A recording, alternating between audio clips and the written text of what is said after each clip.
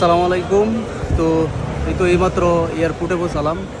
তো ভাবছিলাম যে মনে হয় যে আস্তে আস্তে প্রায় 7টা-8টা বেজে যাবে, যেহেতু আমার ফ্লাইট 10টায়, অনেক আগে বের হয়েছিলাম। তো পরবর্তীতে জ্যাম থাকার না কারণে আসলে খুব তাড়াতাড়ি চলে আসছি বলতে, তো এখন তো আপনার বর্তমানে আপনার ঈদের ছুটি কাটাইতেছে সবাই, আর সেই জন্য আসলে জ্যামটা রাস্তায় খুব কম। আর আমার বড় ভাই এবং বাতিজা আসছিল, তাদেরকে পাঠিয়ে দিছি, কারণ রাত হয়ে গেলে আসলে অনেকটা রাত হয়ে যাবে, ছোটো মানুষ। আর এখানে পরবর্তীতে জ্যাম হয়ে গেলে আসলে অনেক দেরি হয়ে যাবে, সেই কারণে তাদেরকে পাঠিয়ে দিয়েছি। তো তারা চলে গেছে, ওই আর কি। তো ওই যে অনেকে যাইতেছে।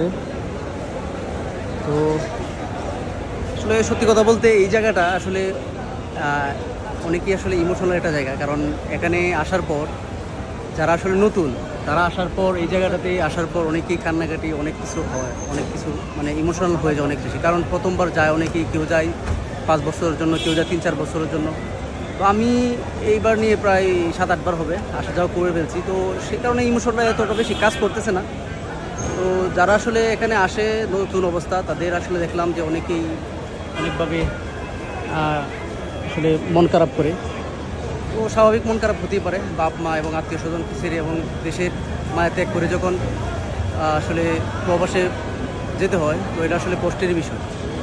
তো আসলে এই জায়গাটা কেউ আসলে স্বপ্ন পূরণ হয়, আবার কেউ আসলে ব্যর্থ হয়।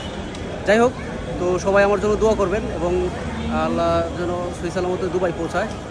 তো সবাই ভালো থাকবেন। আল্লাহ হাফিজ।